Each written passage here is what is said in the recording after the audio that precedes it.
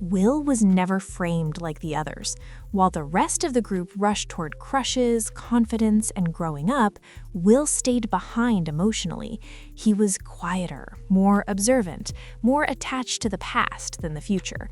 He wasn't chasing change, he was resisting it. That made people feel protective of him. Not just interested, not entertained, protective. Fans didn't just watch Will, they emotionally adopted him. He became the kid who deserved gentleness, the one who had already been through too much, the one you didn't want the world to hurt again. And once that happens, a character stops feeling fictional, he starts feeling personal. That's where things quietly shifted. Over time, Will stopped being a storyline and started being a feeling, a symbol of softness, a reminder of childhood before everything gets complicated. So people didn't just care what happened to him, they cared that nothing bad happened to him. They built a version of Will in their heads, a version that felt safe, familiar, emotionally comforting, a version that didn't demand anything uncomfortable from the audience. And that's the part nobody talks about. Once you build a character into a safe place emotionally, any change doesn't feel like development. It feels like intrusion. It feels like something is being taken. That's why when Will started being read differently, not just as a kid, not just as soft, but as someone growing into something new, it didn't land neutrally. It landed emotionally. People didn't react to a plot shift. They reacted to a loss of a version of him they were attached to. And attachment always makes reactions louder than logic. And that's exactly why the moment fans thought Will had a boyfriend, everything stopped feeling simple. Nothing was officially announced. There was no scene where Will turned to the camera and labeled his feelings. No dramatic confession, no clear confirmation, no moment the show framed as the reveal. What changed wasn't the writing, it was the way people started watching. A look lasted a second longer than expected. A pause felt heavier than it used to. A line suddenly sounded loaded. Moments that would have passed quietly in earlier seasons now felt intentional because viewers were actively searching for meaning inside them. And once people start searching, they always find something. Online, curiosity turned into certainty fast. Fans didn't say, maybe, they said, this means. They didn't say, it feels like, they said, it is. The interpretation spread faster than the show itself could ever confirm or deny. So what took over wasn't a fact, it was a narrative, a shared story fans began telling each other until it started to feel real simply because enough people agreed on it. That's how fandom reality forms, not through official statements, but through emotional consensus. Some viewers felt seen by that narrative. It felt affirming. It felt long overdue. It felt personal, in a good way. Others felt caught off guard, not because the idea itself was bad, but because it arrived without warning, without framing, without emotional preparation. And because there was no official line in the sand, no clear boundary, everyone filled in the gaps differently. That's when the tension started. Because once a story becomes something people emotionally invest in, any disagreement about it stops being about the story. It becomes about the person watching it. And once that happened, the fandom didn't just react, it split. The reaction wasn't intense because people disagreed. It was intense because people felt different things and didn't know how to sit with that difference. One side felt recognized. They felt like a quiet part of themselves had finally been reflected on screen. That kind of moment doesn't feel casual. It feels personal. So the joy wasn't light. It was deep, emotional, and protective. But the other side wasn't feeling anger. They were feeling loss. Not loss of the character, loss of a version of him. Will had always been frozen in a kind of emotional childhood, soft, suspended, safe, the kid who wanted everything to stay the same. So when he started being read as romantic, mature, emotionally moving forward, it didn't just feel like growth, it felt like something familiar was disappearing, and people don't react calmly to emotional loss. So instead of processing that discomfort, it got redirected into criticism, into arguments about writing, into debates about timing, into claims about whether the story felt earned or forced. But underneath all of that was a simpler conflict. One side wanted recognition, the other wanted preservation. Both felt justified, both felt emotional, and both felt like they were protecting something important. That's why the language online escalated so quickly. It stopped sounding like discussion and started sounding like defense. People weren't protecting a plot line. They were protecting their emotional relationship to the character.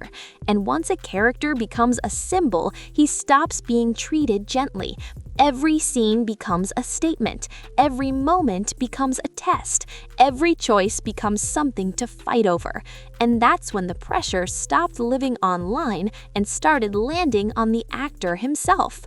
From the outside, it looks simple. An actor films a scene, the scene airs, people react. End of story. But that's not how it feels on the inside.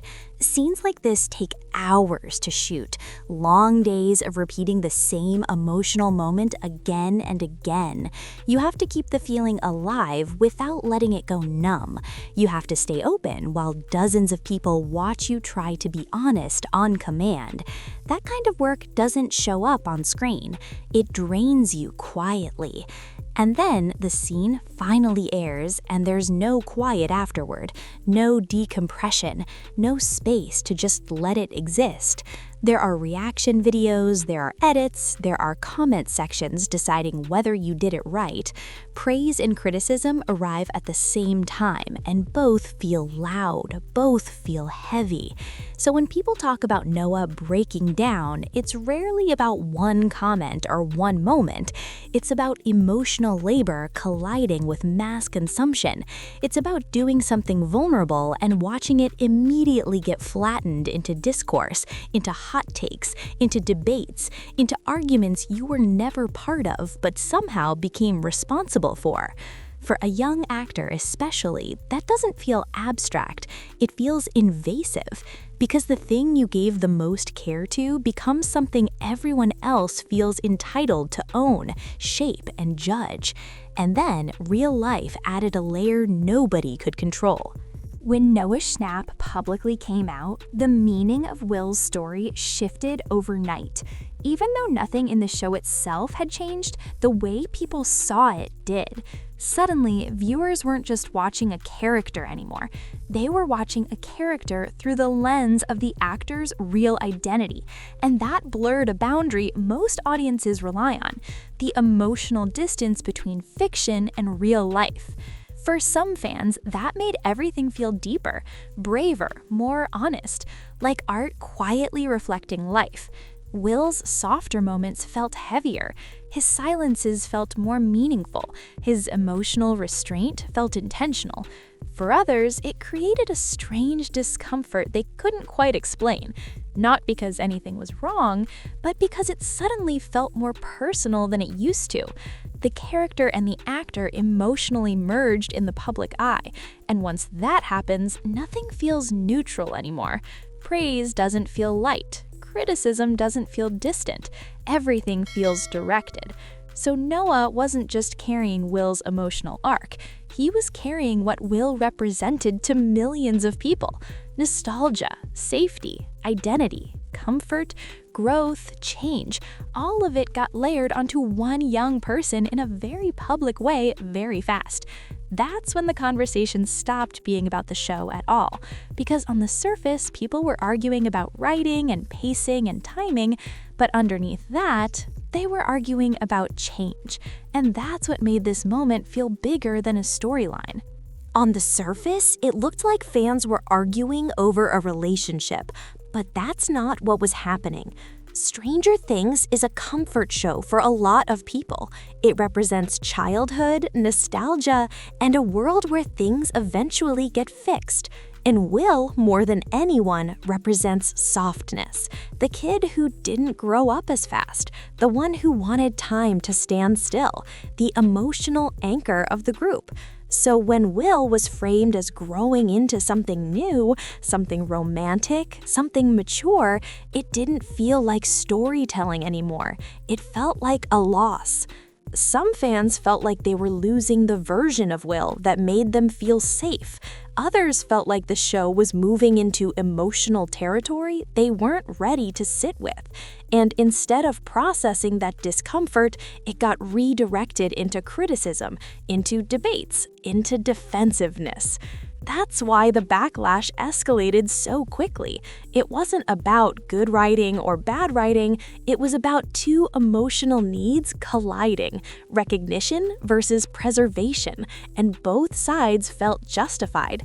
People weren't just protecting a plot line, they were protecting their emotional relationship with a character. And when a character becomes a symbol, every scene becomes a statement. Every moment becomes something to fight over. Every choice becomes personal. And this emotional collision is exactly why this quiet moment with Will shook the fandom to its core.